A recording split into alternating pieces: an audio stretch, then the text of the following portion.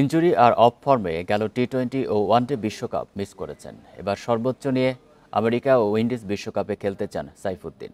সে পথের শুরুটা দারুণ করেছেন। 15 রানে নিয়েছেন 3 উইকেট।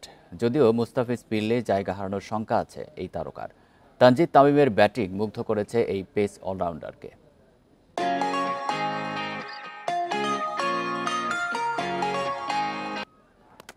পেস তাণ্ডব চালিয়ে ম্যাচ সেরা তাসকিন 3 উইকেট নিয়েছেন 14 রান দিয়ে।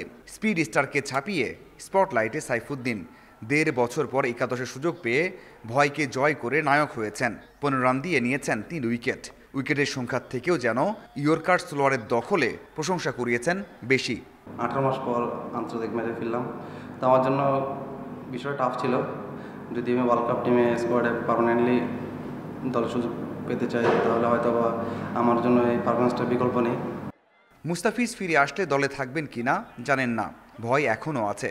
তবে ব্যাটিংয়ে দুর্দান্ত কিছু করতে পারলে কাজটা সহজ হবে। পরপর 2 বিশ্বকাপ মিস করেছেন ফর্ম আর ইনজুরির কারণে।